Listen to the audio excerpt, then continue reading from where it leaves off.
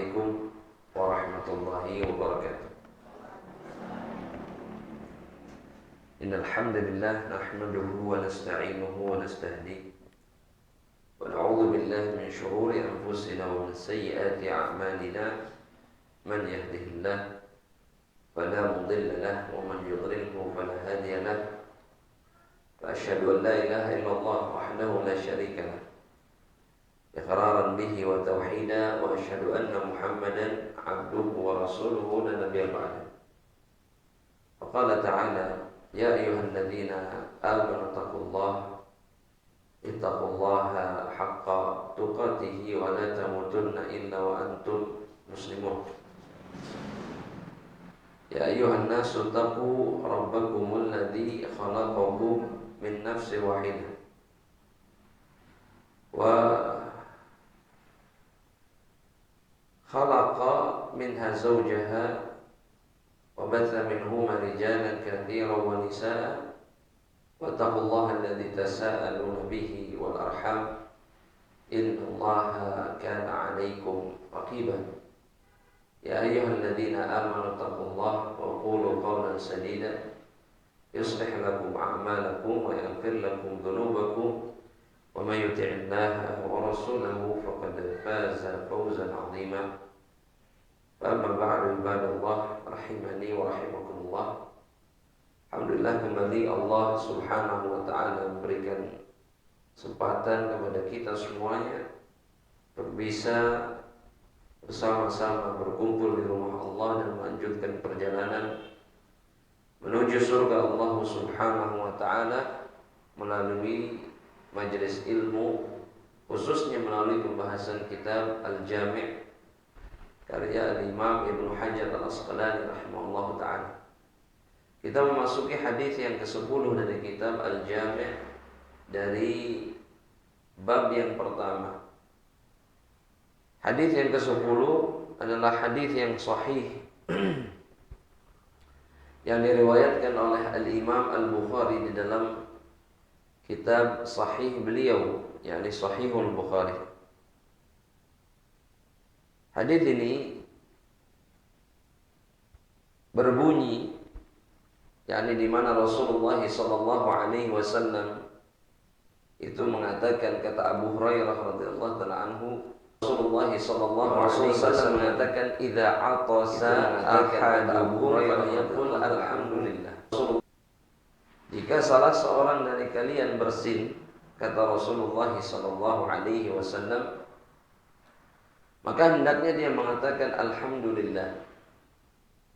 Jadi sunnah di dalam bersin di dalam Islam itu adalah ketika bersin selesai itu kemudian mengucapkan hamdalah. Ada satu sunnah yang banyak ditinggalkan, ya, ketika bersin, bahwa kalimat yang diucapkan itu tidak hanya alhamdulillah, bahwa ada lafaz yang lain yang disebutkan, baik itu diperintahkan, diajarkan oleh Rasulullah SAW, ataupun kemudian ada seorang sahabat yang mengucapkan ucapan lain selain yang diajarkan Rasul, namun kemudian dibenarkan oleh Rasulullah SAW.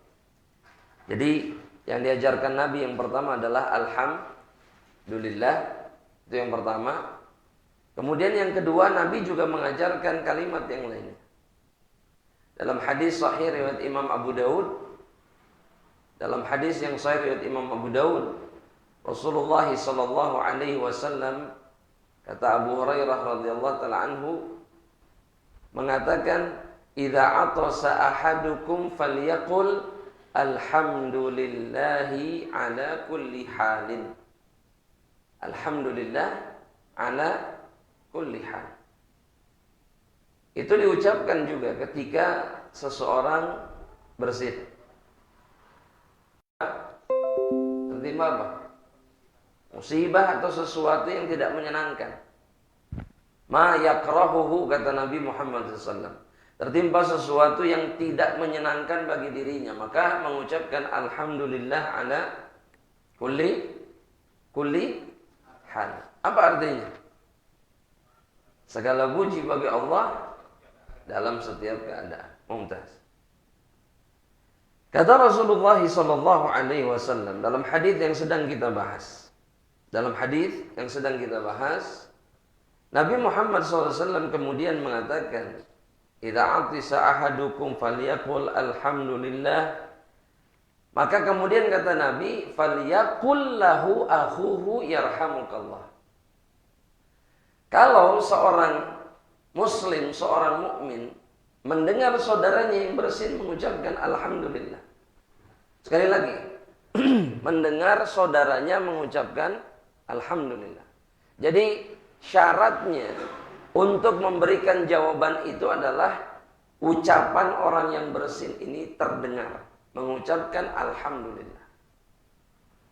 Nanti ada suatu hadis yang menunjukkan bahwa Nabi Muhammad SAW kalau mendengar orang bersin bilang alhamdulillah dibalas. Kalau tidak bilang alhamdulillah, Nabi tidak bilang apa-apa. Kan kita mah seringnya begini.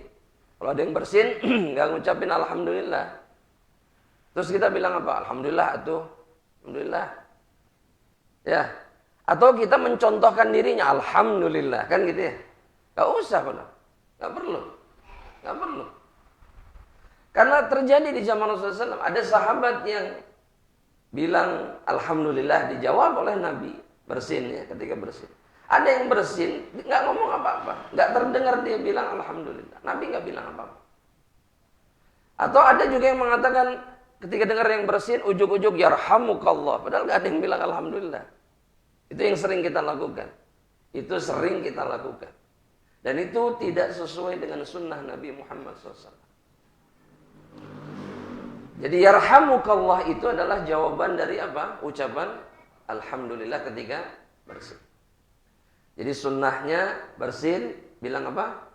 Alhamdulillah. Kalau terdengar bilang alhamdulillah, maka saudaranya bilang yarhamukallah. Semoga Allah merahmati dirimu. Didoakan.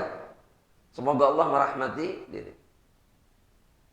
Nah, kalimat ini, kalimat alhamdulillah dan kalimat jawabannya yarhamukallah itu adalah kalimat yang diperintahkan Allah kepada Nabi Adam ketika apa? Ketika dia bersin.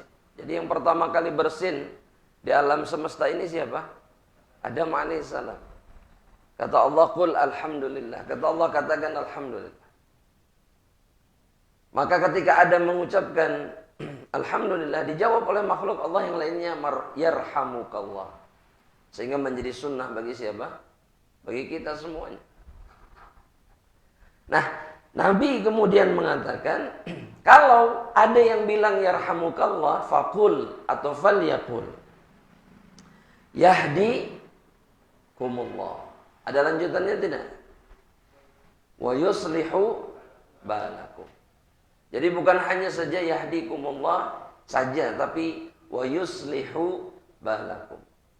Dan makna doa ini sangat luar biasa. Karena doa ini artinya adalah Allah, semoga Allah memberikan petunjuk hidayah kepadamu dan memperbaiki keadaanmu. Andaikan orang-orang muslim mengamalkan sunnah ini. Andaikan orang-orang yang beriman kepada Allah, ketika mereka bersin sekalipun, mereka tetap mengingat dan memuji Allah Subhanahu wa ta'ala.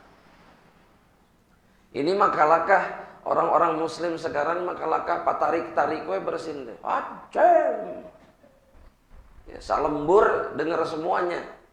Satu kota, satu kompleks, satu blok kedengeran. Oh, anu ieu nanti. Aya nu naon bahasa Sundanya kalau bersin apa? Ada enggak dalam bahasa Sunda bersin? Bersin weh. Enggak ada bahasa khususnya. Enggak ada. Baik, bersin. Ketika bersin keras. Padahal bersin itu harusnya ditahan. Bersin itu sunnahnya apa? Ditahan. Ditutup. Ketika bersin itu sunnahnya ditutup dengan tangan atau dengan kain. Itu sunnah Nabi Muhammad SAW. Dan suaranya dipelankan. Ini sama seperti ketika menguap. Menguap pun tidak boleh suaranya begini. Gak boleh. Sebisa mungkin ditahan. Kenapa? Karena dalam hadis yang sahih riwayat Imam Bukhari atau Muslim disebutkan kata Nabi Muhammad SAW, karena ketika seseorang menguap dan mengeraskan suaranya, dhahika minhu syaitan. Syaitan akan mentertawai diri. Jadi itu membuat syaitan apa? Tertawa. Ketika suaranya dikeraskan. Biasanya kan begitu. Ya. Apalagi mun pas tunduh gitu. Aduh, nikmat itu kan. Kayaknya betul nggak? Padahal itu dilarang di dalam Islam. Ditahan. Kata Nabi, falyarudduh mastata, hendaknya dia menahan menguapnya sekuat yang bisa dia lakukan. Tutup mulutnya, kalau enggak pakai tangan, dan suaranya rendahkan serendah mungkin. Begitu juga dengan bersin. Ya. Nah, itu kalimat yang kedua yang diajarkan oleh Rasulullah SAW. Maksud saya alhamdulillah ala kulli hal. Ada satu lagi. Nah, kalimat ini diucapkan oleh seorang sahabat Rasulullah SAW. Di dalam hadis yang diriwayatkan Imam At-Tirmidzi, nama sahabatnya itu Rifa'ah bin Rafi. Namanya Rifa'ah bin Rafi. Radhiyallahu ta'ala anhu. Kata Rifa'ah bin Rafi, "Shallaitu khalfan Nabi sallallahu alaihi wasallam." Saya sholat di belakang Rasulullah sallallahu alaihi wasallam. Jemaah, saya sholat di belakang Rasul. Artinya bermakmum dengan siapa? Rasul sallallahu. Tapi beliau mengatakan begini, fa'atistu. Kemudian saya bersin. Ya, wajar tidak? Jemaah? Wajar? Baik. Cik, sebelum saya sebutkan lengkapi hadisnya, saya mau tanya. Kalau kita bersin dalam sholat, apa yang kita lakukan?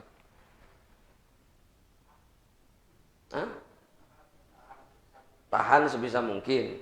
Tapi dah anger gitu, tutup berarti ya. Terus setelah itu apa yang kita lakukan? Setelah bersin?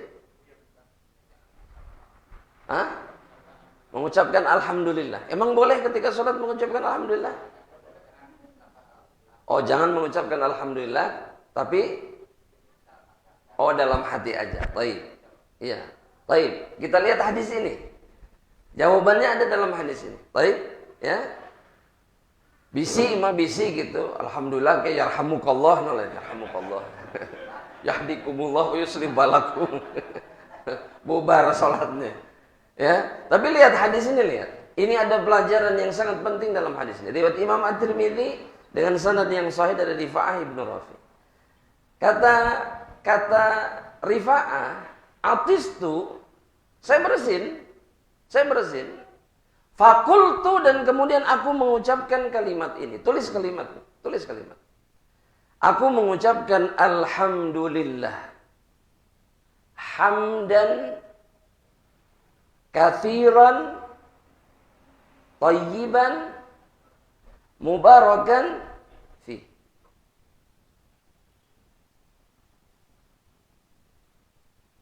Alhamdulillah hamdan katsiran thayyiban mubarakan fi. Apa lanjutannya? Kama yuhibbu Rabbuna. Saya yakin pasti semua bilang masih gak khutbah Jumat ya mah. Ya. Itu yang diucapkan. Aku mengucapkan itu. Kama yuhibbu Rabbuna wa yarda. Sudah. Sampai di situ selesai. Mengucapkan itu ketika bersin. Namun kata Rifa'ah,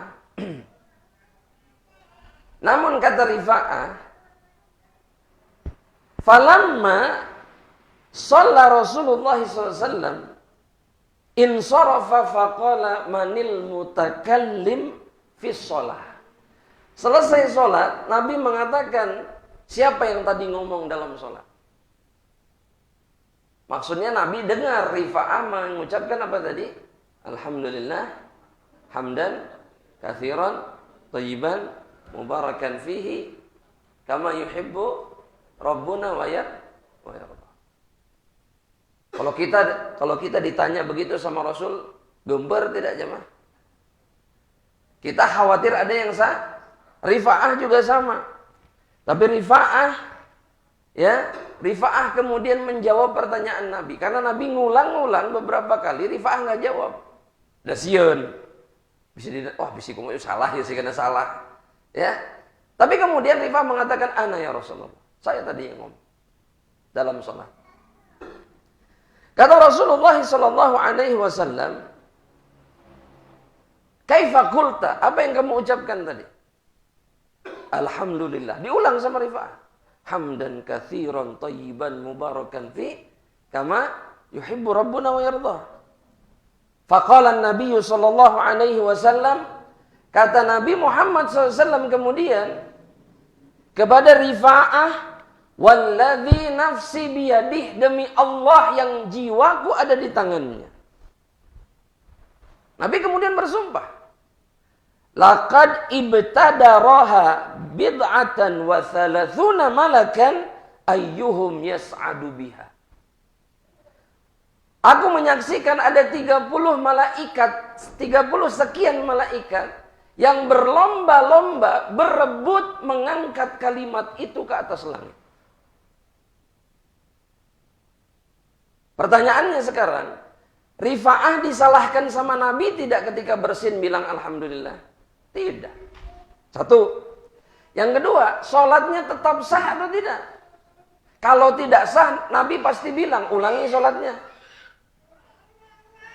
Ternyata, mengucapkan Alhamdulillah ketika bersin di dalam sholat, itu tidak terlarang. Yang terlarang adalah menjawab ucapan itu. Jadi kalau sebelah kita bersin, Alhamdulillah, yarhamukallah, nah etan untuk menang. Ya, yarhamukallah, nah itu yang nggak boleh. Tapi kita mengucapkannya boleh tidak? Boleh. Dengan lafaz yang mana saja, Alhamdulillah, Alhamdulillah ala kulli hal. Terus terakhir apa tadi? Alhamdulillah, hamdan, kathiran, thayyiban, mubarakan fi, kama yuhibbu Rabbuna wa yarda. Dan ini kemudian mendatangkan fadilah dan keutamaan bagi seorang hamba Allah Subhanahu wa ta'ala. Makanya jangan lupa mengucapkan alhamdulillah ketika kita bersin. Dan para ulama mengatakan bahwa kenapa kemudian Rasulullah SAW mengajari kita untuk kemudian berdoa, memuji Allah, kemudian didoakan. Karena yang namanya al-atsu itu adalah kenikmatan yang diberikan oleh Allah Subhanahu wa ta'ala. Bersin itu nikmat. Anda ulangi sekali lagi. Bersin itu nikmat. Makanya bersyukur. Bersin badai flu Ustaz. Tapi kalau sudah bersin enak tidak? Enak. Dan ternyata bersin itu adalah cara tubuh kita untuk membuang kuman dan bakteri. Makanya kenapa harus ditutup sunnahnya? Ternyata kalau nggak ditutup, kuman dan bakterinya menyebar kemana-mana. Subhanallah. Nabi nggak pernah menjelaskan itu dulu. Nabi hanya memerintahkan kita untuk apa? Tutup. Para sahabat pun hanya mengikuti perintah Nabi, tutup. Ternyata ada ibrah yang sangat besar di dalam.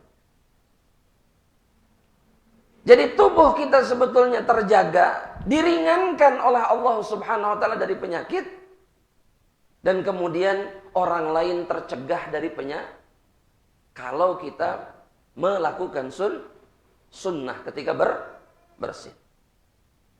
Nah sekarang pertanyaannya begini, ini yang sering kita jumpai. Kalau orang itu bersin terus menerus, coba kumaha tah?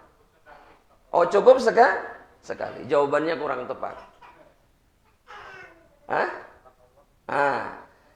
Dalam satu hadis, tulis hadisnya. Dalam satu hadis diriwayatkan Imam Muslim, kata Rasulullah sallallahu alaihi wasallam. Jadi ini terjadi ketika Nabi terus menerus mendengar seorang sahabat bersin sampai 3 kali. Sampai berapa kali? 3 kali. Setiap kali bersin, Nabi tetap mengucapkan yarhamukallah, karena sahabat ini selalu mengucapkan apa? Alhamdulillah. 3 kali nih bersin. 1, alhamdulillah kata sahabat ini, kata Nabi yarhamukallah. 2 kali bersin, alhamdulillah, dijawab lagi sama Nabi, yarhamukallah. Yang ketiga masih bilang alhamdulillah. Nabi jawab apa? Yarhamukallah. Yang keempat, ketika sahabat ini mengucapkan alhamdulillah, maka jawaban Nabi bukan yarhamukallah. Dalam hadis ini disebutkan jawabannya adalah syafakallah. Dan Nabi kemudian mengatakan ar-rajulu mazkum. Laki-laki ini pilek, flu kata Nabi. Mazkum. Makanya doanya apa? Agar sembuh dari penyakitnya. Syafakallah. Tong hayah we alhamdulillah yarhamu hayo terus. Ya. Maksud saya alhamdulillahnya tetap ucapkan, tapi jawaban atas ucapan alhamdulillahnya bukan lagi yarhamukallah. Berarti seseorang itu sakit. Nah, jamaah rahmatullah Allah Subhanahu wa taala. Ini hadis yang ke-10. Hadis yang ke-10. Kita masuk ke hadis yang ke-11. Bapak Ibu sekalian rahmatullah Allah Subhanahu wa taala. Jadi tadi hadis tentang bersin, maka kemudian di hadis yang ke-11 ini penulis kita berpindah kepada hadis tentang cara minum, Hadis ini sahih diriwayatkan Imam Muslim dari sahabat Abu Hurairah radhiyallahu taala anhu. Kata Abu Hurairah radhiyallahu taala anhu, qala Rasulullah sallallahu alaihi wasallam. Nabi Muhammad SAW bersabda. Kata Nabi Muhammad sallallahu alaihi wasallam, la yashrabanna ahadum minkum qa'iman. Kata Nabi Muhammad sallallahu alaihi wasallam, janganlah salah seorang dari kalian itu minum dalam keadaan berdiri. Dalam keadaan apa, Pak? Berdiri. Kenapa enggak boleh?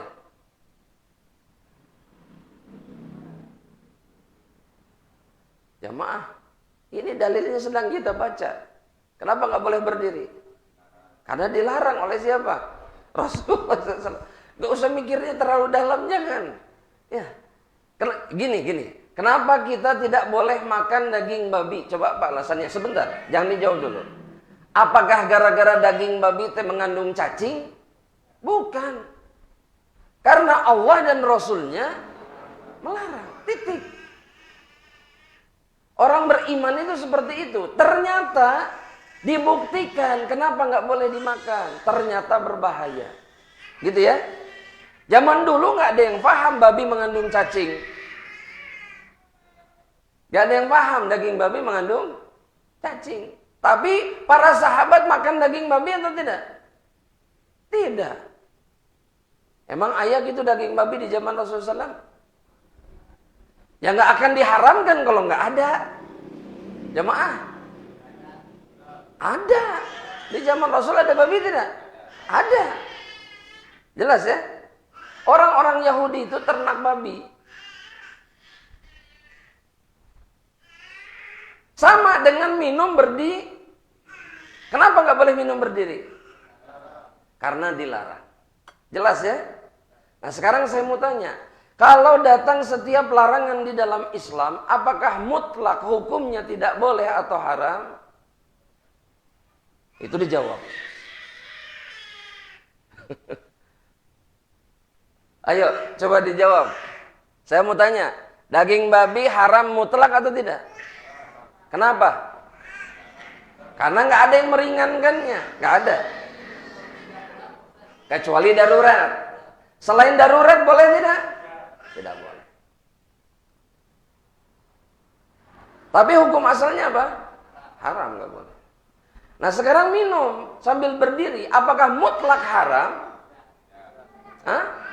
Tidak. Nah, antum semua sepakat bilang tidak ya? Sepakat tidak? Sepakat. Dalilnya apa? Ayo dijawab. Kenapa tidak mutlak haram? Nah, tulis jawabannya. Sebelum kita sebutkan dalil. Bahwa dalam Islam itu, jamaah rahmatillah Allah, dalam Islam itu sesuatu yang diharamkan itu bisa berubah hukumnya karena beberapa alasan. Satu, tulis. Yang pertama karena darurat, karena darurat. Banyak dalilnya dalam Al-Quran, dalam surat Al-Ma'idah, dalam surat Al-Baqarah, bahwa daging babi, khamr, itu boleh kalau apa? Kalau darurat, illa madturirtum, kalau kalian terpaksa. Satu. Yang kedua, yang haram itu bisa berubah hukumnya, bahkan jadi halal, kalau apa? Kalau dihapus, dihilangkan hukumnya oleh Allah dan Rasulnya. Jadi ada dalam Islam itu, perbuatan-perbuatan yang tadinya dulunya haram, jadi halal. Tapi halal kemudian jadi haram. Contoh, butuh contoh? Contohnya, dulu nggak boleh ziarah kubur. Nggak boleh. Semua, laki-laki, perempuan tidak boleh ziarah kubur.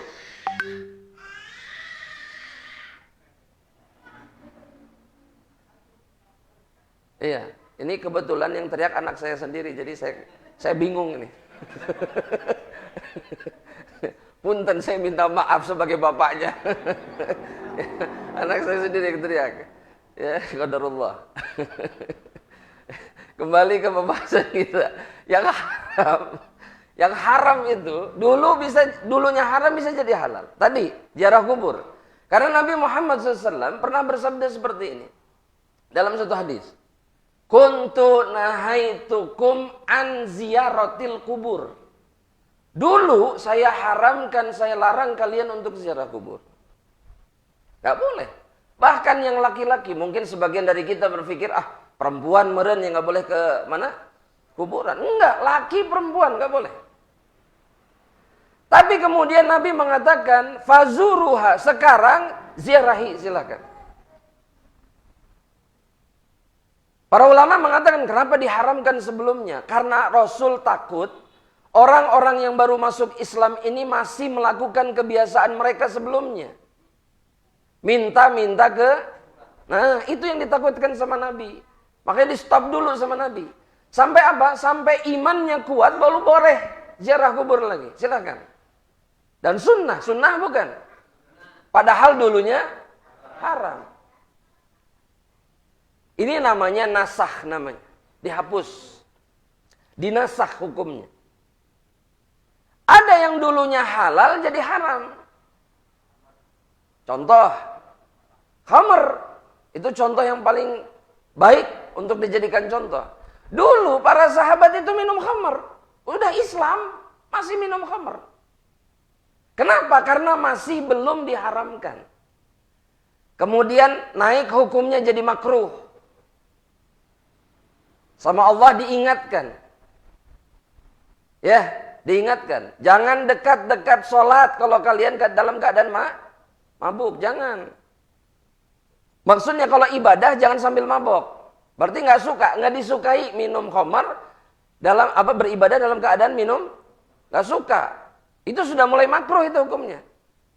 Sampai kepada ayat yang terakhir itu diharamkan oleh Allah Subhanahu wa taala. Sampai hari kiamat. Jelas ya?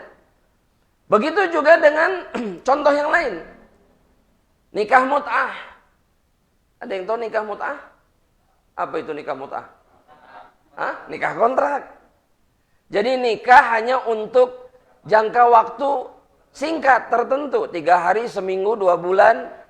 Pokoknya mah kieu orang nikah seminggu ya nya. Seminggu saya cerai kamu. Ini namanya apa? Mut'ah namanya. Di zaman Nabi pernah halal tapi cuma 3 hari. Itu pun gara-gara apa? Gara-gara para sahabat terlalu lama meninggalkan kota Madinah, terlalu lama meninggalkan keluarga mereka. Ketika perang Khaybar, berbulan-bulan mereka nggak pulang ke Madinah. Sama Nabi diumumkan, silahkan yang mau menikah sebentar, sesaat saja, boleh sana. Tapi 3 hari kemudian, Ali bin Abi Thalib mengatakan, Nabi memerintahkan muadzinnya, maksudnya orang yang suka ngumumin kabar dari Nabi, bukan Bilal. Itu suruh mengumumkan apa? Bahwa Allah mengharamkan mut'ah sampai hari kiamat. Semenjak itu tidak ada yang mut'ah. Jelas ya? Dulunya hak, jadi haram sampai hari kiamat. Itu alasan yang kedua. Bisa berubah hukum itu. Nah, alasan yang ketiga, hukum larangan itu hukumnya bisa berubah menjadi jaiz jika larangan itu dalam bentuk ucapan namun diselisihi Nabi dengan perbuatannya. Paham maksudnya? Jadi Nabi misalkan sebagaimana yang diisyaratkan dalam riwayat ini, la yashrabanna ahadun minkum qa'iman. Kata Nabi apa? Nabi ngomong, janganlah salah seorang dari kalian minum dalam keadaan berdiri. Itu perkataan siapa? Tapi kemudian diselisihi oleh Nabi dengan perbuatannya, maka menunjukkan bahwa hukumnya tidak sampai haram. Paham maksudnya? Dilarang, larangan, tapi tidak sampai haram.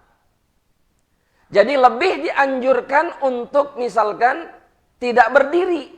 Tapi kalau berdiri boleh tidak? Boleh. Terlebih banyak riwayat yang menunjukkan baik Nabi, baik para sahabat, mereka minumnya sambil berdiri. Jadi jangan begini. Lihat ada orang minum sambil berdiri. Oh, ini menyelisih sunnah. Enggak. Kenapa? Karena Nabi dan para sahabatnya itu minum berdiri. Kalau ada yang bilang, mah Nabi, nah, maksudnya khusus Nabi. Enggak. Para sahabatnya pun minum sambil bahkan makan sambil berdiri. Iya, ada hadisnya. Makanya kalau kondangan nggak ada kursi. Kadang-kadang sok maksa, ngagoler di bawah gitu. Bener nggak? Jangan. Maksud saya bukan melarang makan atau minum sambil duduk. Enggak. Tapi jangan juga berpikir bahwa kemudian makan, minum sambil berdiri itu haram.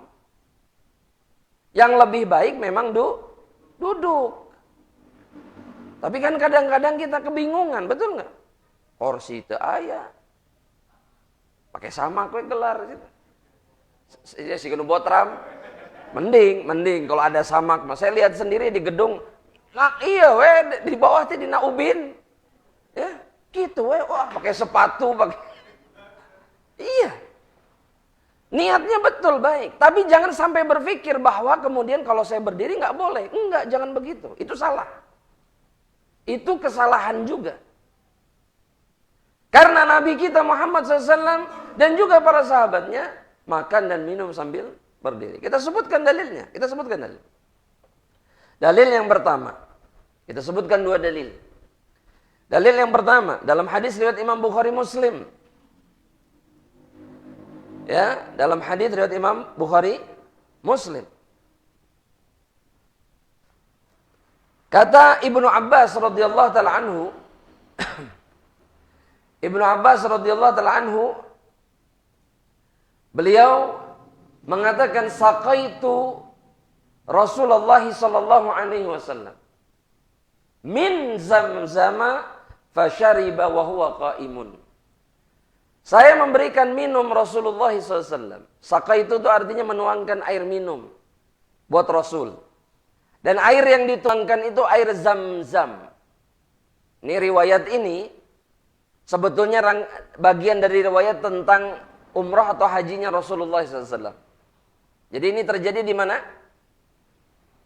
Di Mekah. Air Zam-Zam adanya di mana?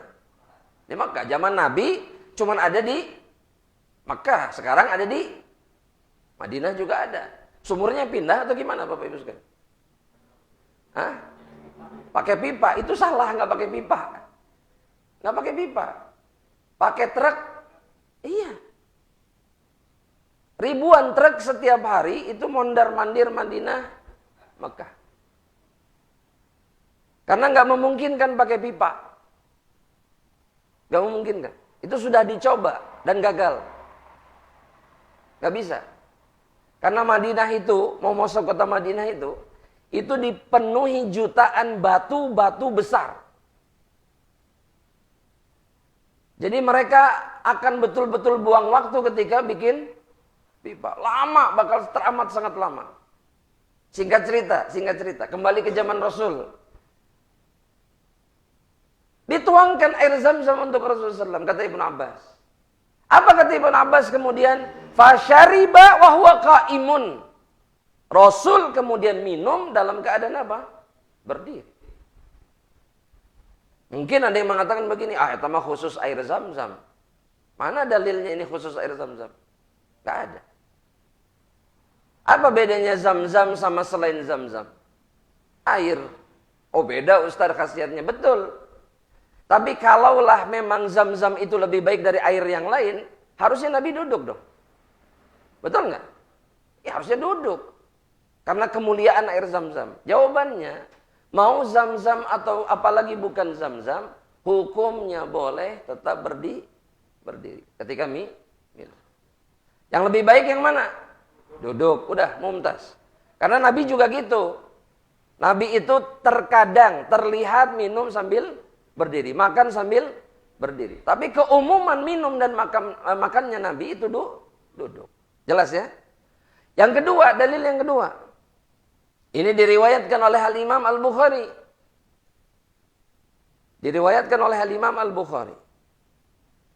Dari sahabat Ali bin Abi Thalib. Ali bin Abi Thalib itu siapa? Ya jelas sahabat Nabi, betul. Maksud saya posisinya di sisi Nabi apa? Menantu, ponakan, sepupu. Lo benar, bukan keponakan. Saya bukan menafikan bahwa Ali itu tidak punya hubungan dengan Rasulullah SAW. Justru ada hubungan darah. Sahabat, menantu, plus juga kerabat. Kenapa? Karena anaknya Abu, berarti statusnya sama Nabi apa? Pisan. Saudara sepupu. Ali bin Abi Thalib itu sempurna. Sudah darahnya sama seperti Nabi, keluarga. Yang kedua sahabat Nabi juga, bahkan beliau anak kecil yang pertama kali beriman kepada Rasulullah SAW. Itu Ali bin Abi Thalib. Kenapa bisa begitu? Karena Abu Thalib itu miskin anak banyak. Ketika Rasul sudah dewasa, itu Rasul mengambil salah satu di antara anaknya Abu Thalib untuk diurus. Yang diambil siapa? Ali. Ngukut. Diambil Ali itu. Makanya ketika Nabi jadi Nabi, Ali ada di rumahnya. Ali ada di rumahnya Rasulullah SAW. Maka Ali pun beriman kepada apa yang dibawa oleh Rasulullah SAW. Yang ketiga apa? Menantu. Sempurna enggak? Sempurna. Kedudukannya sangat tinggi di dalam Islam. Nah, Ali bin Abi Thalib itu ada di Kufah. Ali bin Abi Thalib itu setelah Rasul tidak ada, beliau jadi khalifah. Beliau tinggal di mana? Kufah. Kufah itu di mana aja? Di Irak, betul. Di Irak. Bukan di Madinah. Ali itu di mana? Di Irak. Di Irak, beliau terlihat kalau makan sama minum itu sambil berdiri. Sambil apa? Sambil berdiri. Dalam riwayat ini disebutkan inna nasan yakrahu ahaduhum an yashraba wa huwa qa'im. Saya melihat, kata Ali bin Abi Thalib, ada sebagian orang yang tidak suka melihat saya minum sambil berdiri. Jadi terlihat, ya, sama kita juga kan. Misalkan, kalau ada yang ke masjid nggak pakai jilbab misalkan, dipelong tuh, dipelong, betul? Atau jangan nggak pakai jilbab, laki-laki lah ke masjid pakai baju, naon? Hah? Pakai baju kaos dalam, pakai celana pendek, suka atau tidak? Kelihatan nggak orang kalau nggak suka? Kelihatan, betul nggak? Nah, Ali juga merasa sebagian orang nggak suka melihat Ali minum sambil berdiri. Maka Ali berdiri di dalam masjid dan kemudian mengingatkan kaum muslimin. Kata beliau begitu, saya melihat ada orang-orang yang nggak suka lihat saya minum sambil berdiri. Kata beliau kemudian apa? Fa inni ra'aitun nabiyya sallallahu alaihi wasallam fa'ala kama ra'aitumuni fa'altu. Sesungguhnya dulu aku menyaksikan Rasul Nabi sallallahu alaihi wasallam melakukan seperti yang kalian lihat aku melakukannya. Maksud Ali, Nabi juga melakukannya kok. Kenapa kemudian kalian tidak suka? Ya? Kenapa kalian tidak suka? Yang dimaksud oleh Ali bin Abi Thalib, jangan kemudian membenci apa yang dilakukan oleh Rasulullah SAW. Makanya Nabi bilang di kondangan, gak nemu kursi, berdiri aja. Kecuali menemukan tempat untuk duduk, itu lebih baik. Kadang-kadang nggak bisa, nggak nemu. Ya, orang dibawa piringna ke harapan gedung kadang-kadang. Cari tembok, duduk di tembok. Ngapain? Buat apa? Ya pokoknya mau duduk. Nggak gitu. Kalau harus duduk, Nabi pasti yang pertama kali akan mempertahankannya. Betul tidak? Maka ini keringanan sebenarnya dari Rasulullah SAW. Tapi sekali lagi ingat, lebih baik duduk. Nah sekarang ada syubhat. Syubhat teh apa ya? Apa syubhat itu? Ada kebingungan dalam pendapat, ada kerancuan. Rancu teh membingungkan, gitu ya? Ada yang bilang begini, kenapa nggak boleh minum sambil berdiri? Kenapa nggak boleh makan sambil berdiri teh? Supaya tidak mirip dengan hewan. Ini namanya syubhat. Nah, saya mau tanya sama hadirin, ini benar atau salah?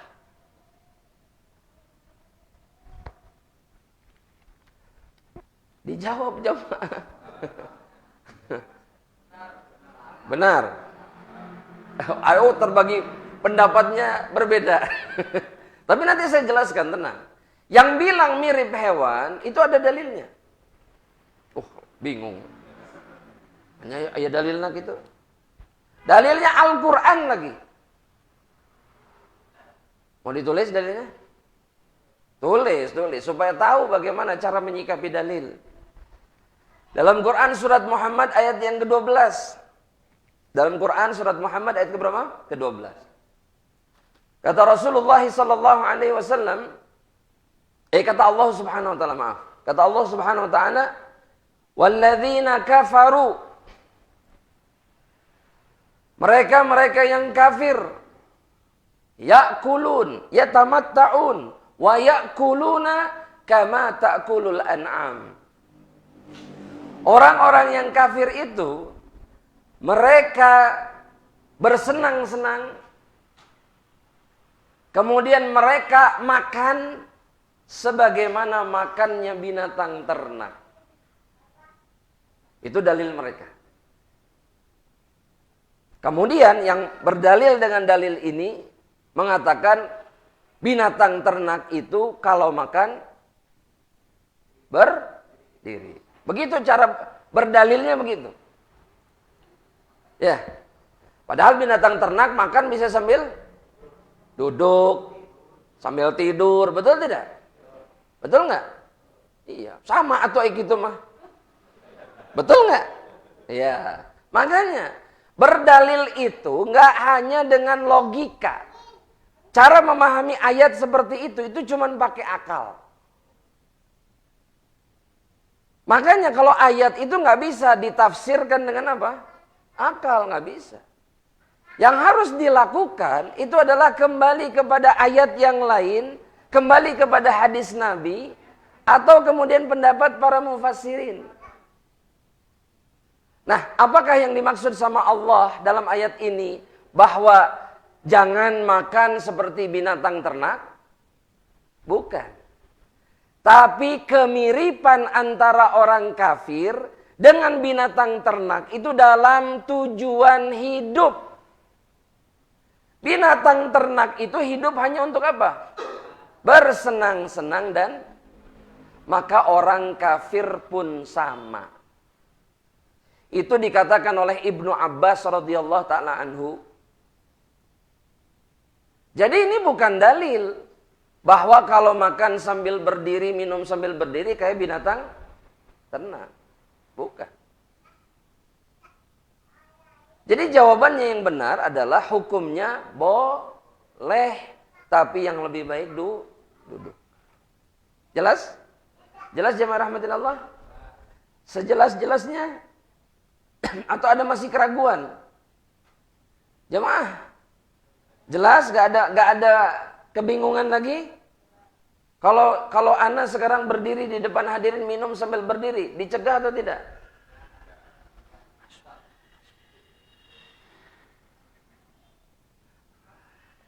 Itu dipanggil sana. Kita lanjutkan ya. Kalau saya berdiri sekarang minum, dicegah nggak? Hah? Kenapa dicegah? Karena ada kursi. Tapi kalau saya berdiri misalkan kekeh kamu duduk, salah nggak saya? Enggak, gitu bagus jawabannya. Kenapa dicegah? Karena menganjurkan yang lebih bagus. Tapi saya Mau duduk, saya nggak mau. Ada kursi G misalkan, ya boleh nggak? Boleh jawabannya. Itu betul, itu pemahaman yang baik itu. Harusnya memang seperti itu. Jelas ya? Baik, alhamdulillah. Nah jemaah rahmatillah Allah subhanahu wa ta'ala. Ada satu perkara lagi jemaah rahmatillah Allah subhanahu wa ta'ala. Dalam masalah minum. Atau dua perkara lah. Dalam masalah minum, sunnah yang sering ditinggalkan oleh kebanyakan kaum muslimin. Bahwa minum itu tidak boleh banyak-banyak.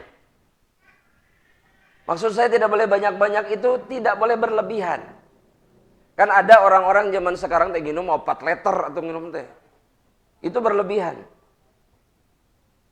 Karena sunnahnya di dalam Islam, perut itu dibagi 3. Dibagi berapa? Maksudnya ruangan di dalam perut itu kita sediakan untuk 3 perkara. Betul? Cik apa? Untuk makanan sepertiga, terus minuman sepertiga, yang terakhir udara, nafas. Matakna lamun ka nanti kemerkaan itu nggak bisa nafas. Kenapa? Karena ruang untuk udara diisi makanan dan minuman. Dan itu menunjukkan bahwa seseorang sudah melampaui batas dalam makan dan minumnya. Dan itu haram. Gak boleh. Gak boleh jamaah. Makan berlebihan itu hukumnya haram. Ya. Kalakah kalau orang sekarang berlomba-lomba makan teh saloba-lobana. Betul tidak? Ya. Indomie 10 bungkus geningan. Sendirian. Wah hebat bisa selesai sendirian. Itu hukumnya tidak boleh. Allah membenci perbuatan yang seperti itu. Kenapa? Karena melampaui batas. Ya, jadi kalau kita punya restoran, ada orang nambah terus. Cegah jangan. Rugi atau. Ya. Tapi mengingatkan harus tidak? Harus. Pak, Ya teh kiat Pak kunyalira. Ya Allah, atau 10 piring ya segobodas.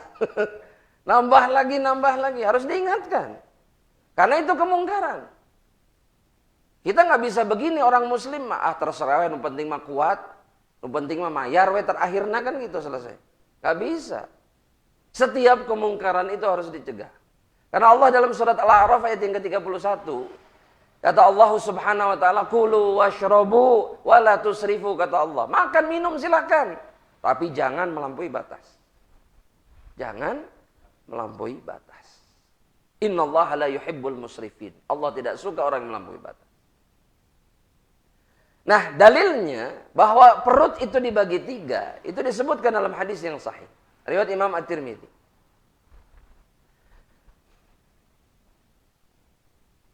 Hadis riwayat siapa?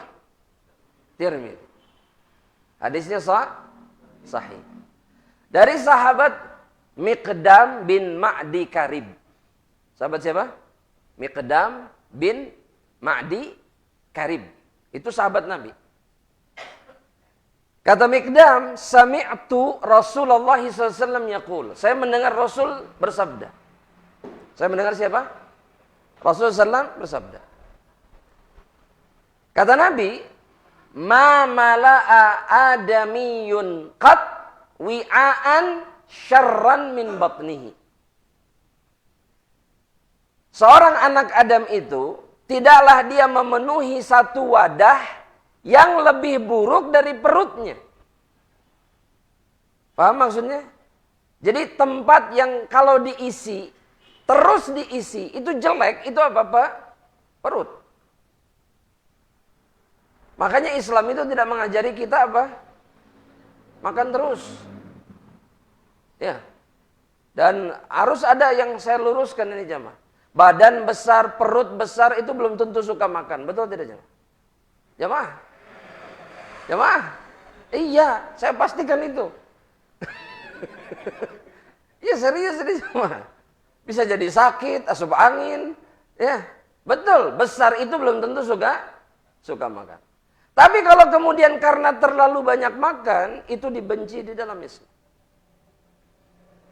Bahkan di antara manusia yang paling dibenci sama Allah itu adalah Al-Ja'dhari. Al-Ja'dhari itu adalah yang badannya besar karena suka makan. Itu dibenci sama Allah. Iya, ada hadisnya sahih. Jadi hidupnya hanya untuk apa? Makan. Itu dibenci sama Allah. Allah nggak suka.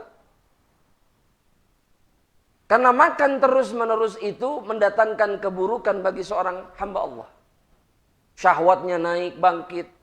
Ya, malasnya tinggi. Ibadahnya lemah. Itu pasti. Gak ada tukang makan kemudian rajin. Gak ada. Makanya gak disukai sama Allah subhanahu wa ta'ala. Kita lanjutkan ya. Kata Nabi Muhammad SAW, kemudian, bihasbi ibni Adam akalatun yuqimna sulbah. Makanan yang cukup buat anak Adam itu hanya cukup suapan-suapan yang sedikit saja. Dalam hadis yang lain luqaimat. Luqaimat itu lukmah. Lukmah itu ketika kita ngambil nasi pakai jari, geningan di piring, itu namanya lukmah. Namanya apa? Cukup beberapa ini saja, beberapa suap saja, yang sudah cukup untuk menegakkan tulang punggungnya. Artinya punya tenaga untuk khalas cukup. Laparnya hilang, tenaganya ada lagi, selesai. Gak perlu makan, geningan anjurannya kumaha kalau anjuran selama ini. 4 sehat, 5 sempurna. Kudu aya sadayana, betul nggak? Betul nggak? Anehnya, generasi yang 4 sehat 5 sempurna itu tidak sepintar generasi yang makannya cuma nasi sama garam jeung kerupuk. Betul nggak? Lebih pintar mereka. Karena lebih berkah. Makan secukupnya, makan seadanya, itu yang diinginkan dalam Islam. Maksudnya itu yang lebih baik. Meskipun banyak, secukupnya aja. Yang penting punya tenaga untuk melanjutkan hidup. Untuk beribadah kepada Allah subhanahu wa ta'ala. Ini nasihat dari siapa? Bukan dari anak. Dari siapa? Rasulullah SAW. Jelas ya? Nah, kemudian kata Nabi begini. Lihat, ini keringanan di dalam Islam. Tapi kalau memang harus makan, kan kalau itu terlalu sedikit, beberapa suap kan, betul? Kalau memang harus makan sepiring misalkan, ya, sepincuk misalkan, maka kata Nabi, bagi 3, kata Nabi. Kata Nabi, thuluthun li ta'amihi, bagi 1/3 untuk makannya. Kemudian kata Nabi, thuluthun yang berikutnya, 1/3 untuk siapa? Minumnya. Dan yang terakhir, thuluthun li nafasihi, 1/3 lagi untuk nafasnya. Jadi kalaulah belum kenyang, misalkan makan ini belum kenyang, tapi sudah cukup, sunnahnya apa? Sunnahnya apa? Berhenti sudah. Berhenti. Lain kagok. Itu air belah itu encan itu. Mubazir. Itu perkedel, tempe, ayam, daging, lebar, lebar. Ya, nambah deh. Iya. Maksud saya, setiap dari kita mengukur kadar kemampuannya. Ya. Ada orang, saya dulu punya teman, ini percaya nggak percaya, kuliah dari pagi sampai siang, makannya cuma sekali dalam 1 hari. Habis kuliah sore main bola. Masih punya tenaga, makan sekali, sehari sekali. Semua mengukur kemampuannya masing-masing. Tapi yang dianjurkan dalam agama ini adalah tidak berlebihan. Ya? Itu sunnah yang pertama yang ingin saya ingatkan. Yang kedua tentang minum. Itu adalah jangan bernafas ketika minum. Sanes kieu, Pak. Sanes. Tapi ketika mulut ada di gelas, jangan nafas. Itu sunnah yang banyak ditinggalkan. Ya, kita mau bari ngobrol kadang-kadang ya. Sunnahnya gimana ketika minum itu? 1, tegukan, bernafas. Nafas. 1 lagi tegukan, tahan nafas sambil minum. Habis itu, nafas. Selesai minum, gelasnya diangkat, nafas. Kemudian tegukan yang ketiga. Nafas. Begitu cara Nabi minum. 3 tegukan dengan apa? Dengan diselingi nafas dulu. Dengan diselingi apa? Nafas.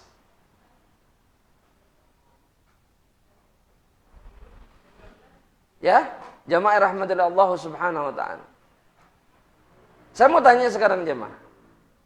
Hikmahnya kira-kira apa jamaah? Tidak keselak. Terus apa lagi? Kenapa dijeda-jeda? Untuk atur nafas. Supaya air itu masuk ke dalam perut dan kemudian mencukupi kebutuhan perut. Gak berlebihan. Kalau dalam suatu nafas, pluk, atau bari nafas ada madaratnya. Dan orang kalau minumnya itu diatur seperti itu nggak akan rakus dalam minum. Karena dalam minum pun kita nggak boleh rakus. Ingat, tadi kan disuruh bagi berapa? Bagi 3. Ya, makanya jangan terlalu mengikuti anjuran pabrik air mineral. Sehari minimal 2,5 liter, 3 liter. Iya. Ketahuilah Bapak Ibu sekalian, ginjal kita ini gak sanggup menanggung beban lebih dari 2 liter. Kalau lebih dari 2 liter, maka jadi madarat bagi ginjal.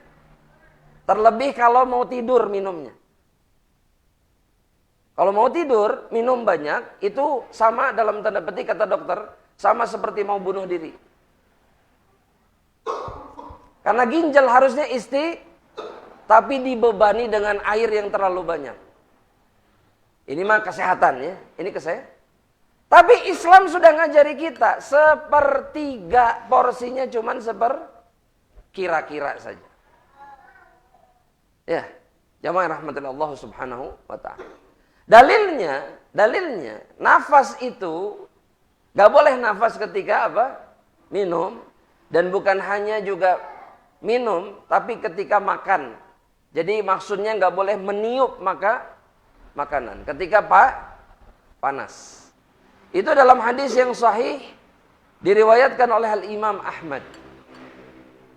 Dari sahabat Ibnu Abbas. Dari sahabat siapa? Ibnu Abbas.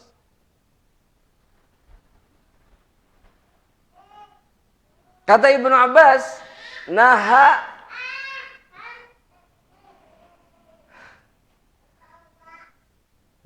Rasulullah sallallahu alaihi wasallam.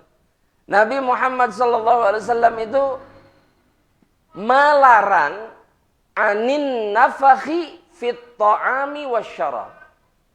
Nabi Muhammad SAW itu melarang untuk bernafas pada makanan ataupun minuman. Jadi saya kasih gambaran. Pada makanan itu kalau ketika dia panas. Begitu juga ketika minuman juga. Bukan pas minumnya. Jadi kalau minum itu, kalau minumannya panas, jangan ditiup. Dan ketika minum, jangan bernafas. Paham maksudnya? Nah kalau makanan gak ada masalah. Makanan itu hanya ketika dia panas. Jangan ditiup. Jangan ditiup. Gimana atuh caranya? Udah panas. Dikipas boleh nggak? Boleh, jaiz. Atau ditunggu sampai makannya tidak terlalu dan nggak lapar atau kumaha. Iya, sabar. Tunggu, paling butuh berapa jam makanan supaya adem itu butuh berapa jam? Paling 5 menit sudah hangat. Hangat boleh dimakan, tapi panas sekali jangan. Ya, Nabi Muhammad SAW itu begitu cara makannya. Masih panas nggak dimakan sama Nabi. Sudah, terus gak ditiup sama Nabi Muhammad SAW. Supaya cepat dingin. Ditunggu sampai bisa dimakan, baru Nabi makan. Dan satu hal lagi, ya, ini supaya kita paham. Kalau ada orang yang melakukan ini. Kalau kemudian ada orang makan, baru beberapa suap berhenti. Maka jangan ditanya, kunaon teu ngeunah? Jangan. Kenapa? Karena sunnahnya di dalam Islam itu kalau kita tidak suka makanan, disuruh berhenti. Dan tidak boleh mencela maka. Jangan paksa saudara kita untuk mengatakan, oh tengenah itu kunaon sih? Tengenah pisan ge daren teh. Ya tepara ruguh rasana, jangan. Sudah. Ya, biarkan saja. Dan begitulah sunnah. Makanya kadang-kadang minum, tengenah diantepkeun, tong dipaksa. Minum, eta minum. Terus pangdamalkeun, makanya tadi minum. Coba ngerti. Bahwa dia tidak melanjutkan karena apa? Gak enak, gak suka. Jangan dipaksa. Maklumi saja. Oh mungkin, dia gak cocok. Ya sudah biarkan aja. Dan itu bukan mubadzir. Kalau memang masih ada sisa dan kita sanggup menghabiskannya, habiskan jangan. Cek gini jemaah, mohon maaf. Ada air, misalkan air ini nggak habis, sudah ana minum nggak habis. Boleh diminum nggak?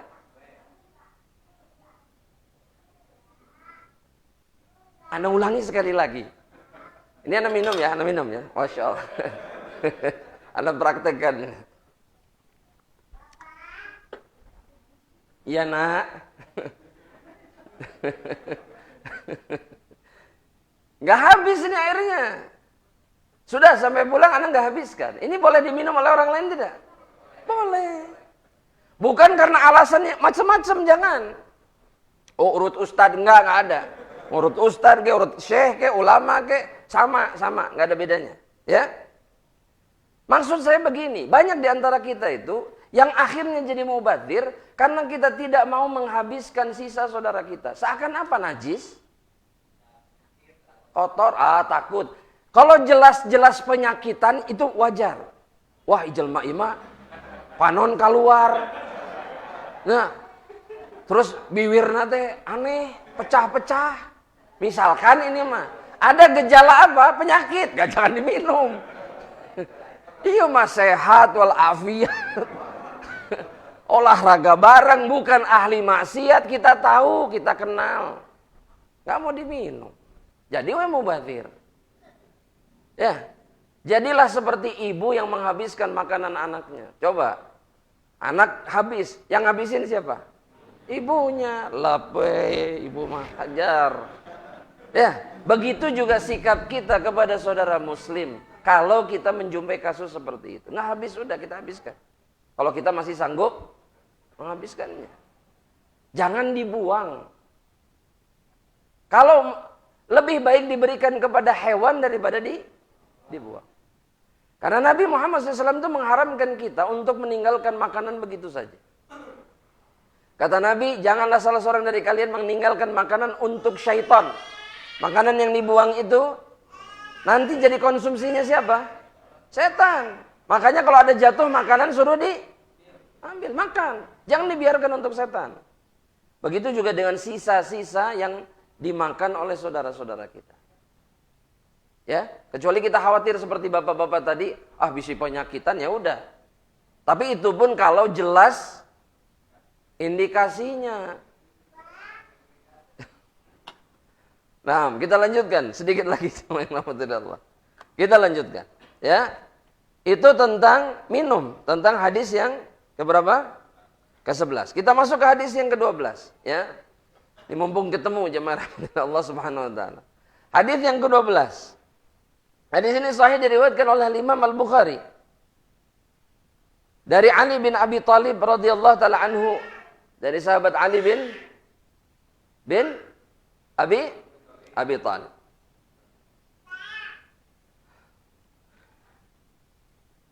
Qala Rasulullah sallallahu alaihi wasallam. Beliau berkata, Nabi Muhammad SAW, Rasulullah SAW itu bersabda. Kata Rasul, "Idzan ta'ala ahadukum." Jika salah seorang dari kalian pakai sendal, inta'ala itu pakai alas kaki. Pakai apa? Alas kaki. Falyabda bil yamin, maka mulailah dengan kaki yang kanan. Yang sebelah kanan. Jadi inta'ala itu kalau pakai sendal, pakai alas kaki, mulailah dengan yang kanan. Jadi kaki apa dulu? Kanan dulu kalau pakai. Baru kaki kiri. Wa idza naza'a, kata Nabi, kalau melepaskan sendal atau alas kaki, falyabda bishimal. Maka hendaknya dia mulai dengan kaki kiri dulu, baru kaki kanan. Saya yakin ini banyak kita tinggalkan. Kalau kita mana we alungkeun gitu. Sampai rumah ya, mau kanan dulu, kadang-kadang dua-duanya dilepaskan gitu. Ya, betul. Padahal sunnahnya apa? Kiri dulu kalau lepas sendal atau lepas sepatu atau lepas kaos kaki. Itu kiri dulu, baru yang kanan. Baru yang kanan. Kata Rasulullah sallallahu alaihi wasallam kemudian, liyakunil yumna awwaluhuma. Jadilah kaki yang kanan itu yang pertama ketika dipakai. Wa akhiruhuma tunza, dan yang terakhir ketika dilepaskan alas kaki. Jadi kaki kanan itu kalau pakai sendal yang pertama dan yang terakhir. Maksudnya yang pertama dipakai kalau pas pakai, kalau pas lepas yang terakhir. Ini penting tidak, Jem? Penting tidak? Kenapa penting? Karena ini contoh Nabi Muhammad SAW. Jadi karena Nabi melakukannya saja itu sudah membuat perbuatan ini sangat penting. Terlebih kalau masalah sendal itu, kalau kita tidak seperti ini, maka kita bertasyabbuh dengan syaitan. Syaitan itu mulainya dengan yang kiri. Terus yang berikutnya, syaitan itu Kalau pakai alas kaki tidak sempurna, cuman pakai satu. Setan, jadi setan itu sama kayak kita pakai alas, tapi cuman satu. Makanya kalau kita kehilangan sendal apapun di masjid, mudah-mudahan nggak terjadi di sini, jemaah rahmatullah Allah Subhanahu Wa Taala, ya, tinggal satu, jadi kagok gitu. Udah mirip teh amaran sendalnya atau hilang cuman yang kirinya saja, tinggal yang kanan. Lumayan dipakai we yang kanan deh. Maka itu hukumnya haram. Kenapa haram? Karena mirip dengan setan. Jadi kalau kehilangan satu alas kaki, maka apa yang harus dilakukan? Jangan dipakai semuanya. Artinya, sendal yang tersisa jangan dipakai. Mending nyeker. Nah, saya mau tanya lagi. Nyeker di dalam Islam itu sunnah atau bukan? Makanya Ustaz, kuatkan nyeker ke sunnah atau lain? Sok, saya pengen tahu aja. Nyeker itu sunnah atau bukan? Sunnah? Kenapa sunnah? Oh bukan. Kata Bapak bukan. Ada yang bilang sunnah. Kenapa sunnah? Kaki. Wah, itu dari sisi kesehatan. Itu nggak salah. Tidak beralas kaki ketika berjalan atau berlari itu jauh lebih menyehatkan daripada pakai alas kaki. Itu medis. Lihat orang-orang Afrika. Kalau lari pakai sendal enggak. Pakai sepatu enggak. Mereka nyeker.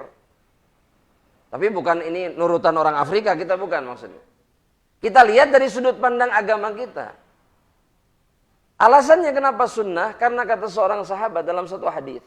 Ya, jika saya tidak salah ingat hadis ini dari Imam Ibnu Majah atau Abu Daud.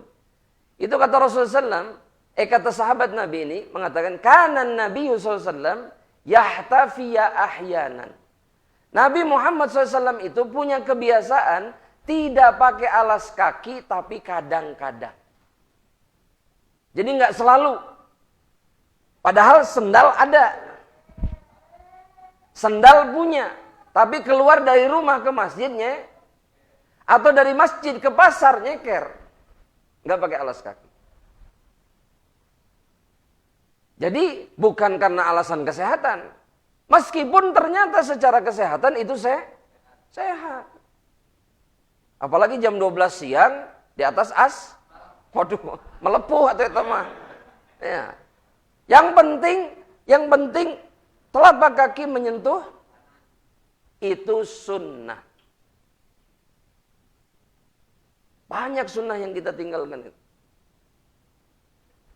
Ya, dan banyak di antara kita ketika menurut kesehatan bagus lebih percaya. Oh, bagus buat kesehatan itu mah. Padahal nabinya 1400 tahun yang lalu sudah melakukannya dan dicontoh oleh para sahabat. Coba kita mengikuti Nabi. Selamat kita, sehat dunia, selamat akhir. Pasti. Itu pasti.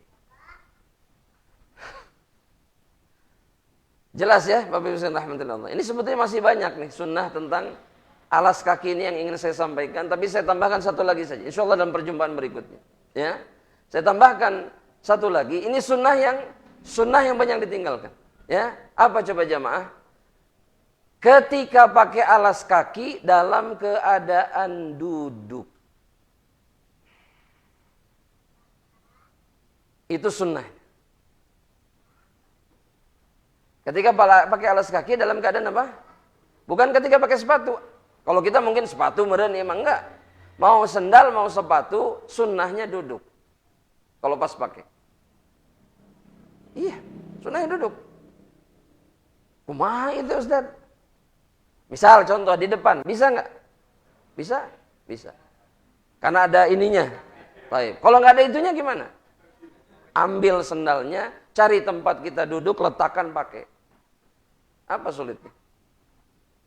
Ya, masalahnya kita tidak mau mengamalkan sunnah, itu sebetulnya masalahnya. Atau mungkin memang nggak tahu itu sunnah. Itu mungkin yang paling banyak alasan. Betul nggak? Padahal kalau sunnah itu kalau mau saja bisa, apapun itu bisa. Menjilati jari dengan ingat nggak? Menjilati jari bisa diamalkan tidak? Bisa. Jangan hoream ya unggul gitu mengamalkannya. Betul nggak? Ke istri pun malas. Begitu juga istri kepada suaminya hoream. Ini ngaletak guys baru. Ada wastafel, aya cai meni kudu diletakan. Nah, kitanya yang hoream. Padahal itu sunnah. Begitu juga dengan pakai sandal atau alas kaki dalam keadaan duduk. Apa dalilnya jamaah rahmatullah Allah? Dalilnya itu hadis yang sahih diriwayatkan Imam Ibnu Majah dan Abu Daud.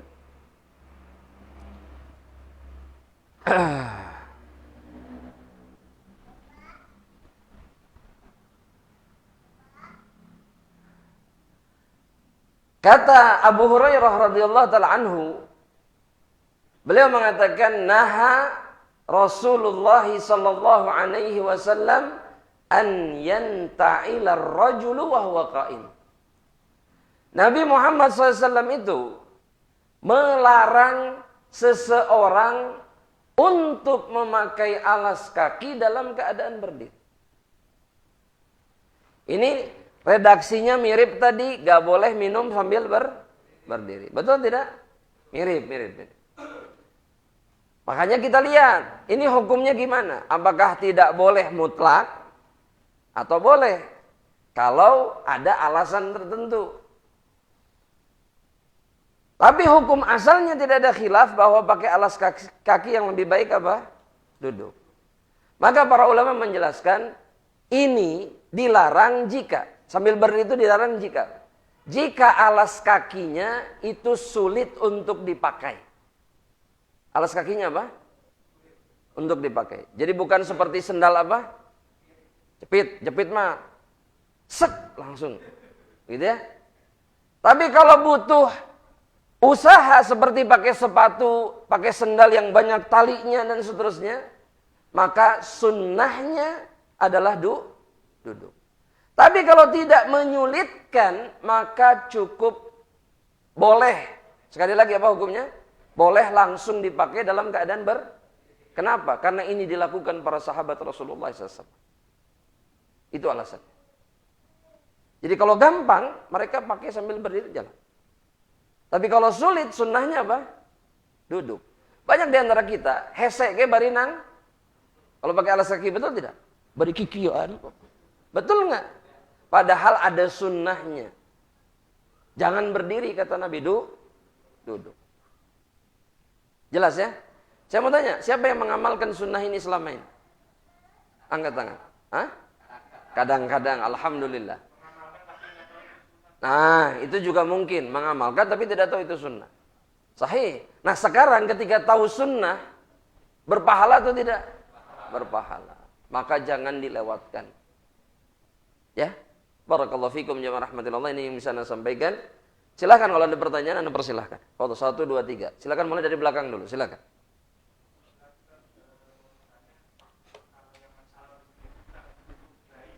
Gimana Pak? Oh bersin. Belum bisa ngomong alhamdulillah. Kalau bisa ya geger nanti dunia. Ayo budak bisa ngomong alhamdulillah orok gitu. Fadhal.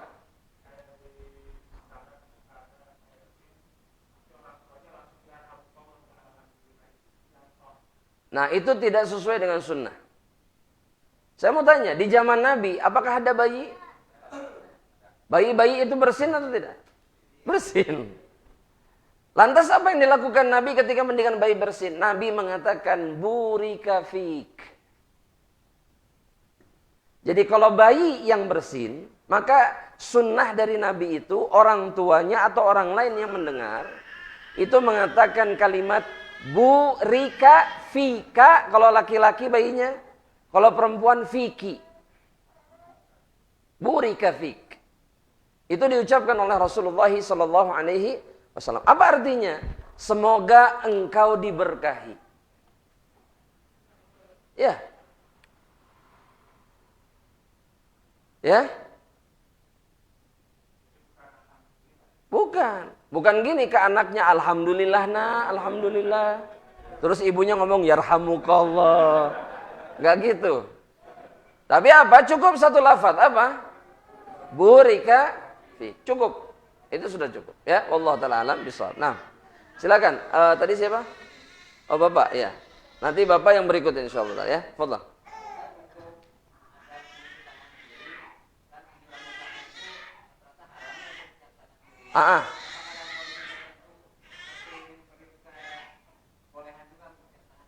Nah, baik.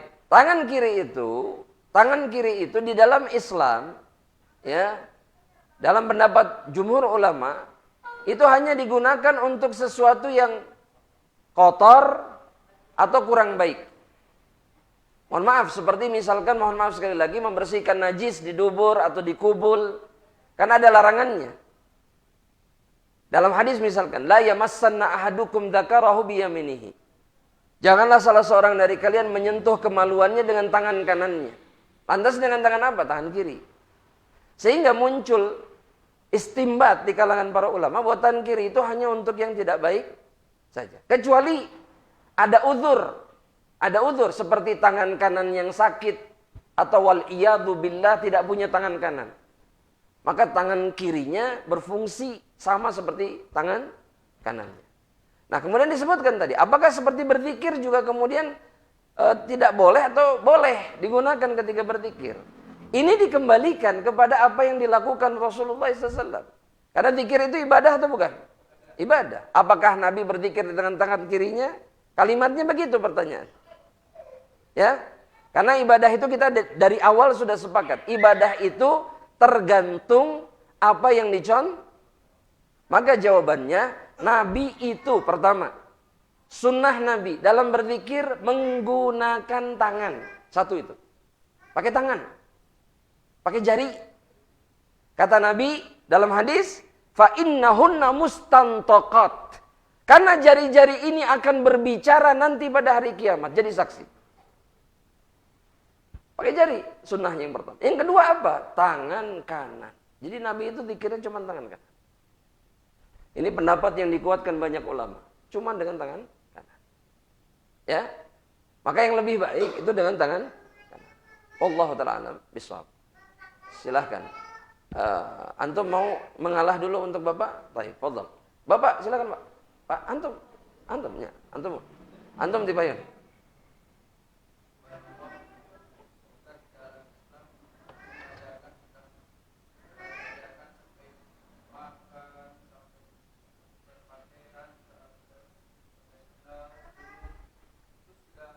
Lengkap. Iya.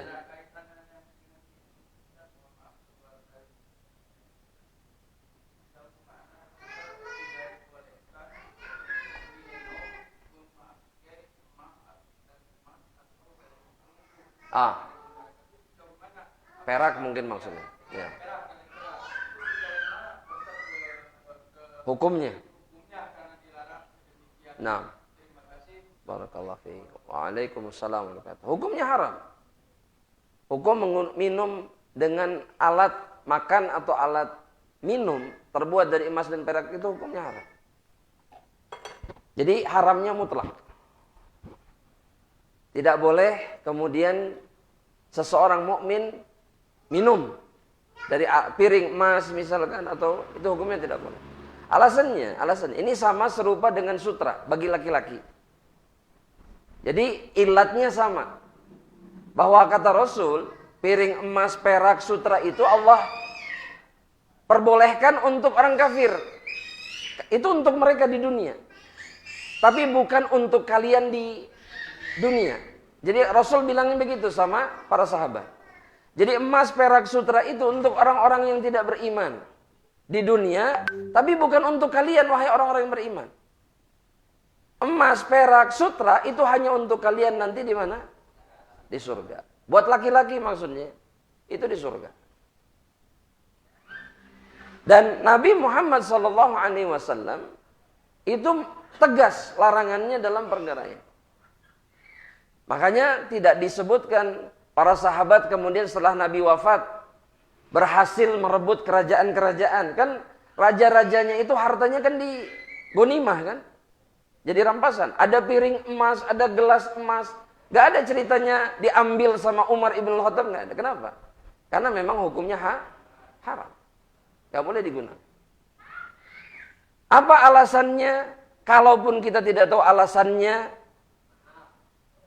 oh mahal cenah. Bukan itu juga alasannya. Ya, kalaupun kita tidak tahu alasannya, tapi yang pasti karena Allah dan Rasulnya mengharamkan. Jelas? Tapi ternyata secara medis, emas dan perak itu jika bercampur dengan makanan, itu akan membuat zat itu masuk ke dalam tubuh. Bercampur dengan makanan. Makanya nggak diperbolehkan. Nggak sehat makan dari piring emas, dari piring perak itu merusak sel saraf. Makanya nggak boleh, dilarang dalam Islam. Alhamdulillahnya apa jamaah? Kita nggak bisa beli piring emas sama piring itu alhamdulillahirabbil alamin. Jadi kita selamat. Ya. Dan yang perlu Anda ingatkan, ini banyak dianggap remeh sama kebanyakan laki-laki terutama, perhiasan emas, cincin sama kalung, jangan pakai, nggak boleh. Nabi pernah melihat sahabat dalam hadis Bukhari, pakai cincin emas diambil sama Nabi, nggak ngomong, diambil, ditarik, kemudian dilempar. Terus Nabi bilang begini, ya, tidakkah kalian ridho menerima jika ada seorang saudara kalian menyelamatkan kalian dari bara api neraka Allah Subhanahu wa ta'ala? Jadi kalau kita pakai cincin emas, kalung emas, maka bagian itu berhak kena siksa Allah. Selesai, Nabi pergi. Cincinnya di mana? Dilempar kan, dibuang. Kata sahabat yang lain, ambil cincinnya. Maksudnya jangan dipakai. Itu kan punya kamu. Apa jawaban sahabat ini? Bagaimana saya bisa mengambil mana badhahu Rasulullah SAW? Sesuatu yang sudah dicampakkan dan dibuang oleh Rasulullah SAW. Wah, kalau kita mah nggak ada ceritanya itu. Cincin emas. Ku ustad dibetet, dialungkan. Wah, diboro itu. Tapi sahabat Nabi, takut, khawatir. Membuat Rasulullah SAW tidak ridho dengan perbuatan. Sudah dibuang Nabi, sudah. Saya nggak butuh. Saya nggak butuh. Meskipun berharga. Khalas. Saya nggak mau ambil lagi. Ya, itu imannya para sahabat Rasulullah SAW. Silakan. Rul. Allah Ta'ala. Apa? Jongkok termasuk duduk. Jongkok. Duduk jongkok. Cingogo. Cingogo itu bahasa ininya klasiknya.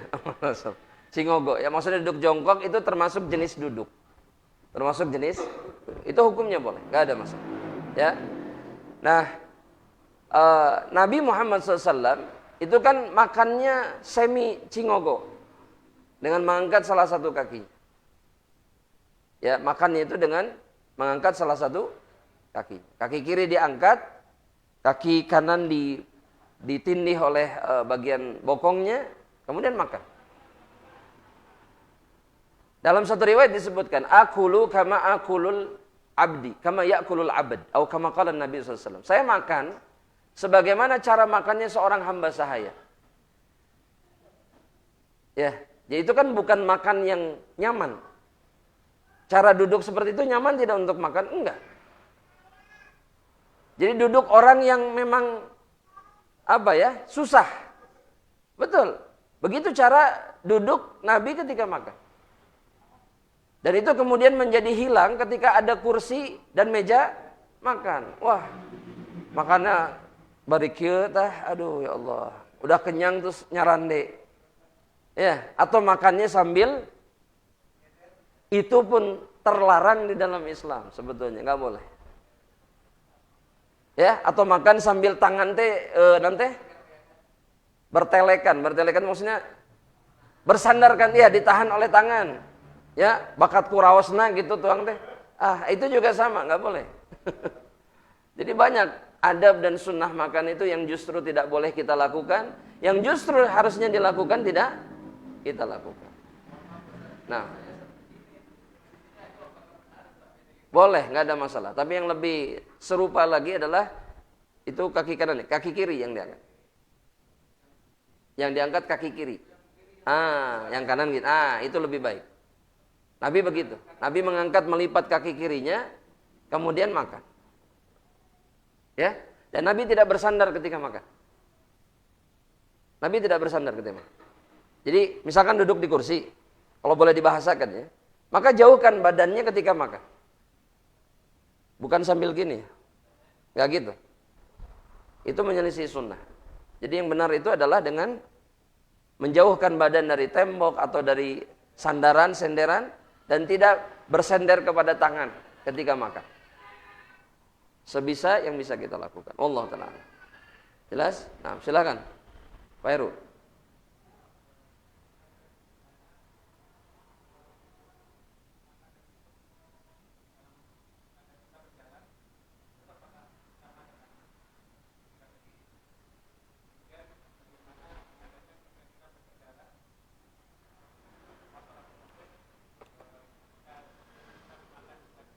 Nah, yang pertama, apakah sambil jalan itu sama seperti berdiri? Sama.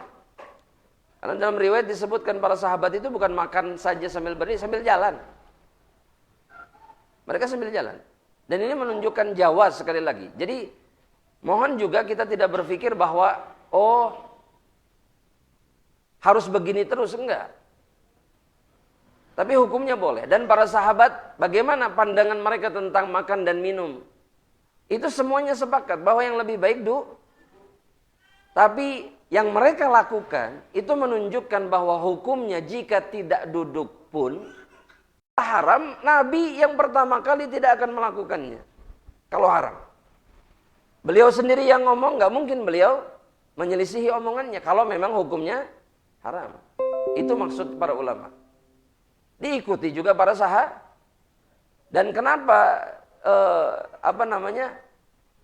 para ulama kemudian mengatakan hukumnya boleh karena para sahabat, riwayat para sahabat makan minum sambil berdiri ataupun sambil jalan sangat banyak riwayatnya.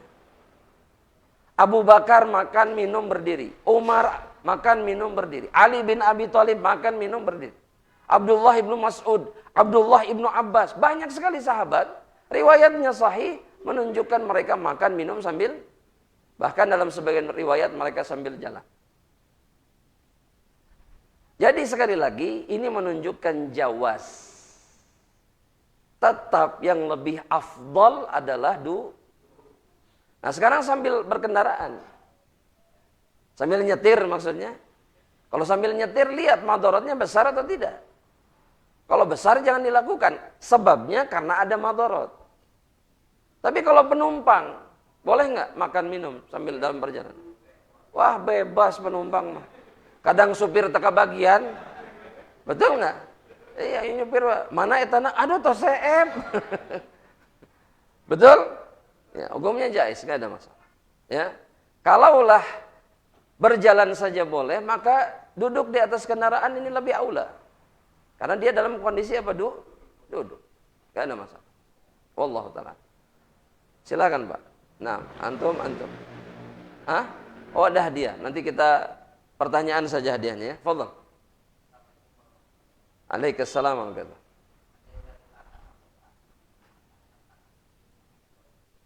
Ya.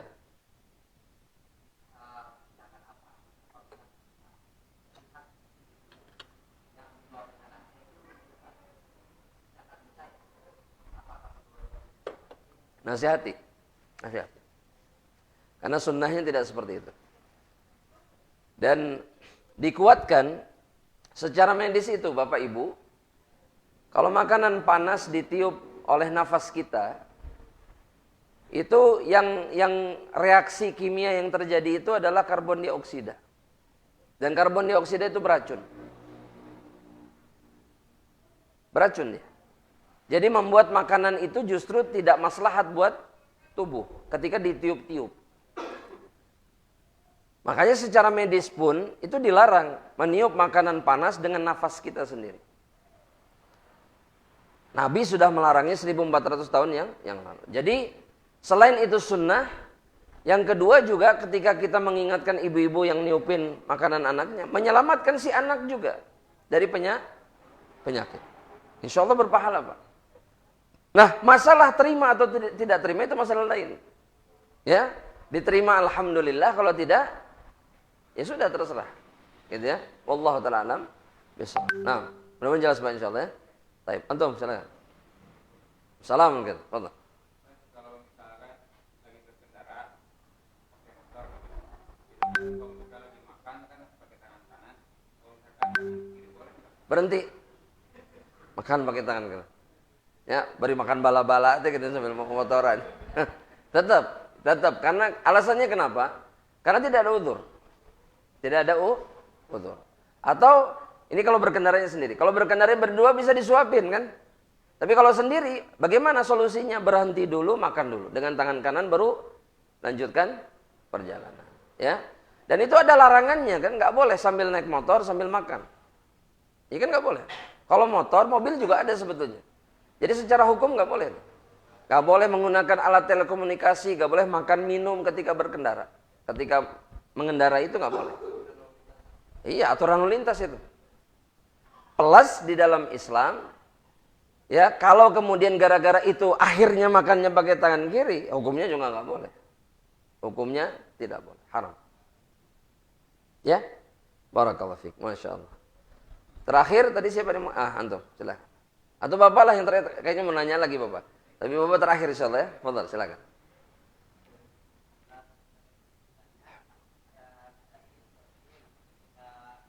Iya. Ala kulli hal. Anam. Boleh tidak? Sama. Sama. Oh, dicatat sama malaikat maksudnya. Oh, nah. Jawabannya iya. Iya, para ulama mengatakan karena kalimat ini para malaikat ingin membawanya. Jadi kalimatnya bukan karena dalam salatnya, tapi karena kalimat yang diucapkan. Nah, sama.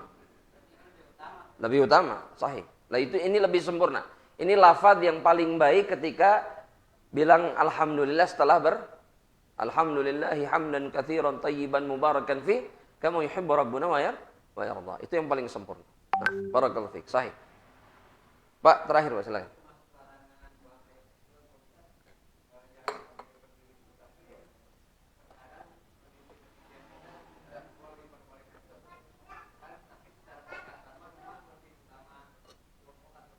Betul. Dan itu juga sama dalam sunnah begitu. Dalam satu riwayat diisyaratkan Nabi buang air kecilnya jongkok, khususnya di rumah. Tapi dalam riwayat yang lain, sahabat-sahabat yang lain melihat Nabi buang air kecilnya sambil berdiri. Bukan berarti mereka nonton Nabi. Tapi Nabi itu kalau buang hajat jemaah, imma tertutup sesuatu, menjauh, nggak kelihatan orang, atau tertutup sesuatu. Nah, sebagian sahabat itu kadang-kadang menutupi Nabi dengan kain ketika beliau buang hajat. Nah, dari situ mereka tahu bahwa Nabi ketika buang air kecil nggak jongkok, berdiri. Nah, ini menunjukkan apa? Bahwa boleh sekali lagi hukum buang air kecil sambil, meskipun yang lebih utama apa? Duduk atau jongkok. Ya, itu lebih utama. Jadi sebetulnya kalau kita tahu sunnah-sunnah Nabi itu mudah. Ya, nggak terlalu berlebihan, nggak juga bermudah-mudahan, tapi pertengahan. Ya, jadi kalau lihat misalkan ayah carikan, kunaon berdiri, tuh benar, wah, itu berlebihan. Tapi juga tidak boleh bermudah-mudahan, seenaknya, berdiri dan seenaknya lagi buang air kecil. Ini juga tidak boleh. Ya, makanya semuanya harus pertengahan sesuai dengan aturan Allah dan Rasulullah SAW. Allah Ta'ala alam, ini yang bisa anda sampaikan. Yang rahmatullah Allah Subhanahu Wa Ta'ala. Ini hadiah katanya, amanah ya. Ada hadiah semuanya. Semuanya. Ini buat penanya terakhir. Dapat hadiah. Kemudian bapak yang ada di sebelah sana. Fadhal, antum dapat hadiah. Antum dapat hadiah. Nah. Ya. Dan kemudian untuk peserta termuda. Umur berapa? Tadi ada anak kecil satu. Anak antum mana? Ada. Umur berapa? Oh, anak antum umur berapa? Oh, ini lebih muda. Fadhal. Barakallahu fiik ya. Nah, mana bapaknya? Oh, antum. Sudah. Bapak nanti yang pakai, diserahin langsung. Wa jazakallahu khairan. Barakallahu fikum. Ini akhir perjumpaan kita insyaallah di hari ini. Mohon maaf atas segala kekurangan. Aqulu qawli hadza wa astaghfirullah li wa lakum. Subhanakallahumma wa bihamdika asyhadu an la ilaha illa anta astaghfiruka wa atubu ilaik. Assalamualaikum warahmatullahi wabarakatuh.